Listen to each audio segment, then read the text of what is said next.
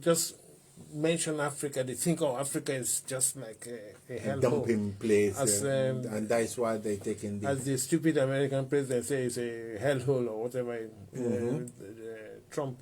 It isn't. No, that's why we come here every week to shout our heads off to see whether we can get it better. But it's a thriving continent. One of the guys jokingly, it's a joke, I mean, rather than anything else. One of the, all the, call it that way, all the immigrants in the country, quite settled here and everything, years and years. And he said, look, this government, instead of sending these new guys, why can't they send us? Been here so long. And then, and give us what we need. Exactly, give them everything they need. And come on, let these guys have their go. It's a joke, but it makes sense. Yeah, it makes sense. It might be a joke. It shows that we do not have to look at it. We're not happy with the consequences of the policy, and the principle of the policy is probably we are against it because of the human rights aspects, because of what we actually discussed thoroughly last week. But I don't want people, based on this, to look at Rwanda as a dumping place. I know. I mean, that is one way for people. Just carry out some research. Take a map. Read about Rwanda. Or read about that one, even some African countries. I know that the stories they tell you about Africa just are false. All false. I mean, in Rwanda, some parts of Rwanda is better than maybe some parts of Western countries, Western Europe, exactly. Yeah. So, I mean, I will just want, if the Prime Minister comes back, or listen, let them ask the Prime Minister or the journalists following Prime Minister to make an assessment of Rwanda themselves. Yeah. I mean, do you think they are going in the main purpose of this, or that is going to try to gather support for his policy from other Commonwealth? No. I think the main reason for this is something arranged before COVID. Yeah. Because the Commonwealth heads of government meet maybe every 2 years. Different countries. But it's completely overshadowed by Boris. I know, Johnson's trouble, and Prince Charles, because Prince Charles is opposed to sending people to Rwanda, and Boris Johnson, and they are all meeting in the same place, and the whole press in this country is between the interface between Prince Charles and life continues. Absolutely. Life continues. I just hope, because the Commonwealth itself, I think, is beginning to be very loose association. Most countries are beginning to reject the Queen as their head of state. They are having independent republic, as it were.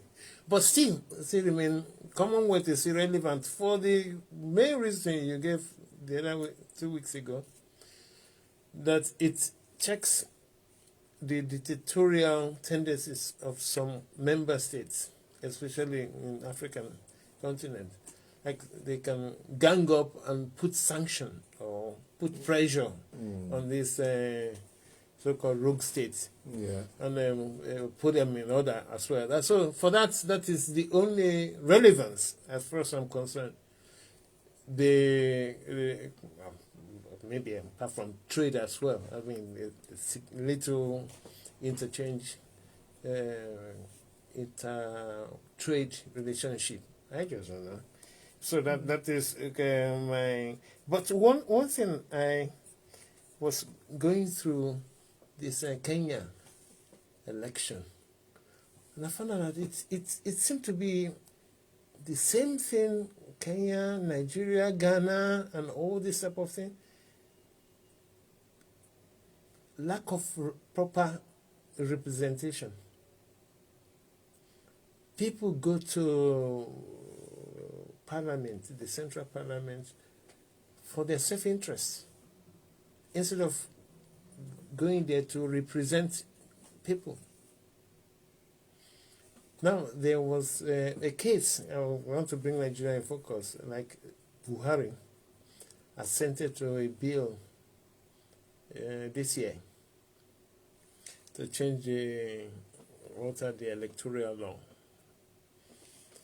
And there was a section there of the bill that states that if you are appointed, a political appointee, you cannot be a member of, you cannot be a delegate.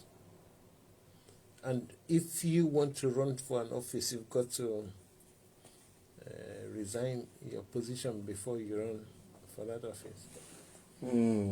And unfortunately, Buhari assented, the president assented to it. And after that, there were a lot of people shouting and everything. And the Attorney General went and joined the president to challenge it to the Supreme Court. The Supreme Court just made a decision that, was it yesterday or 2 days ago, that Buhari does not have that authority constitutionally. Having assented to a bill, then you want to change it. Yeah, see, that is why I don't know whether some lawyers don't think about the law, or they think about their ethnicity or reason. It is simple thing. If you think, okay, the president has made maybe a boo-boo of signed it, as the law officer of the country, of the state, what you ought to do is to ask the president, through the president, to put amendment to the bill. They can ask the parliament to delete that section of the bill. So are you blaming the solicitors for... I'm blaming for advising the president, wrongly advising the president to take the case to court, to the Supreme Court. The Supreme Court says it's an abuse of process. You should, as a senior officer, a law officer of the country, you should know. Is it got anything to do with the fact that they are running out of time now? Possibly.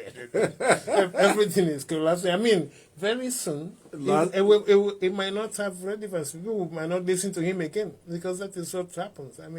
Towards the end of their tenure, it's a lame duck. There's a lame duck. Yeah. So, some people are crying that, okay, they put another bill to him, and the law says after 30 days, the parliament can override the existing and put it in as an act. Yeah. So, before, nobody could, even in parliament, nobody could have thought that a member of parliament would stand up and say they want to override Buhari's refusal to assent to a bill. But now they're doing it. So, in a funny way, so democracy at last, and opposition is working. Not even opposition, is party. It's party doing it. It is. The reason why I'm bringing this up, and I saw a situation in Ghana. Okay. In Ghana, for instance, in Tamale. What I don't know is they have 47 members of MPs. And maybe they are from the same party or different parties, but it doesn't matter. But the interests of the people of Tamale should be paramount to these MPs. But instead, they are putting their own self-interest and party interest first. Then the question arises, what is the benefit of democracy then? Yeah. I mean, And look at what is happening in Kenya. I mean, that one is annoying me like mad. Because the president, Uhuru Uhuru Kenyatta. Kenyatta, previously suspected the vice of his ambition to take over from him. And that one said there was no such thing. And he later found out that, yeah, he is putting in to replace him. And the president decided, for that, I will not support you. I will support your opponent. And that is what he's doing at the moment. And that is, I see that on, who are you? Are you God? The whole people came around, including the vice president, supported you to achieve your two-term tenure. Now you're seeing yourself as kingmaker. And the person that nearly got you in prison because of what happened during the election, now you're going back to him to support him. Odinga. So I just don't know what type of politics we play on that continent. It's very, very annoying. And you see even in Nigeria now, because of the current electoral law they are practicing, about 40% of MPs that are currently in the parliament will not return. Due to the law they made themselves. Okay. That you've got, if you don't stand, if we are, they're not appointees anyway. But at the same time, they couldn't be delegates. So they were fighting the governors. So the governors have the power to choose who the delegates will be. So the delegates can come. If you are in the wrong book as a member of parliament from a constituency, from an area, he might deselect you. There's nothing you can do about it. So is it executive power or executive power? I mean, that is, but that's abuse of power. But doesn't in Nigeria nothing matter whether abuse of power. Nobody can challenge the governor or the president. It's almost his decision is final. And I think this is what all about checks and balances and what is that is what it's supposed to be. I think democracy and the government system is meant to drive to act as check to who the most power is in the hand of the executive. Yeah, you know why what I'm thinking is the party politics that we've not gotten right on that continent. And I've mentioned this severally on this show, that it could be because of the nature of our culture as well. You see, you can't number one, if we are in the same party, for instance, and one money bag comes in, he will not want to have the same equal rights as two of us. He will want to have 50% of the rights because of the resources he's putting into it. And it can never work. So he makes all the decisions the party ought to have made. He appoints whoever, he brings people for the executive to appoint because of what is put into the party. And that is why we are getting it very, very wrong. Yeah. I mean, the principle is clear, CY. The principle is that the most dangerous and most maybe counter force that, to democracy is executive power, because the executive power has got most influence over people's life and resources. So if you're going to work as an opposition, if you're going to work as a system of government, the whole thing is to allow, not to allow executive to dictate. That's just the principle for it. That's why you need judicial apparatus that is as powerful and independent. you need the legislative and legislators to be feared by the executive and to act as a real counterbalancing or checking on the executive. If you're gonna, but if the make, executive sort of bylaws Yeah. and things, which is going to allow allow the executive to have to allow the legislature to be influenced by the executive, then you are undermining democracy. Yeah, but if the executive is majorly responsible for choosing who to go to the parliament, That is one way. That's certainly going to work against democracy. that's what I mean. Yeah. I mean, but how do you check the executive from You abusing lost such power? the whole meaning of different branches of government.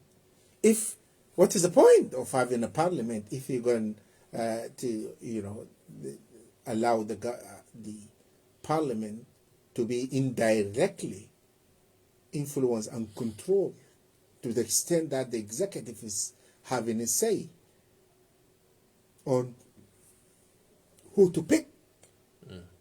Then the whole process is rubbish. You're rubbishing the whole democracy. Yeah, because they allow states in Nigeria now. I don't know whether that's unique to Nigeria. The states have the responsibility of conducting election to the local councils. From local councils, then they would know who will go to the state. So if a particular party controls a state, it invariably means that if they want to conduct election in the local councils, 90% of the elected people will come from the same party. So that's a built-in weakness. That is a bit. But I mean, someone must have known that this will happen. I mean, you can't go. For instance, APC controlling the state of maybe Lagos State, for instance. And if Lagos State wants to conduct election to local councils, they win all the 100%.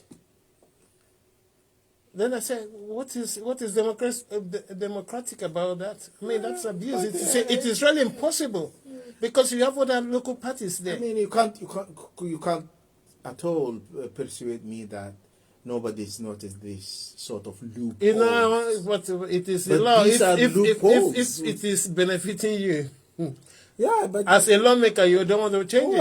Well, has to be changed because this is anti-democratic practices. If you allow it here, that is why I pointing that is the weakest link in the chain of democracy in Nigeria. That particular problem. and it can be easily sorted out. Because if they allow that, it will make the governors very, very powerful. Then they will be exerting this dictatorial power. They choose who and they sack who, they do this and that, because there is no oversight function on the governor, because he appoints who will oversight him. I mean, it is the weak. I mean, I keep on hammering on this, and people think, oh, it's corruption, is the way they steal money, is it this? No. That's weakest link gives rise to so many bigger things. But they still want to change it. So the only change it can do is for INEC to conduct all elections in the country. But then the question will be, INEC will be overburdened. So, but in the first place, I don't even know the reason why they allow states to conduct election in the council, for the council position. Yeah, I do not really have a detailed understanding of the system in Nigeria, but I mean the principle, in terms of principle, people should be vigilant to see. You know, if it favors you, you don't make noise. We have the constitution.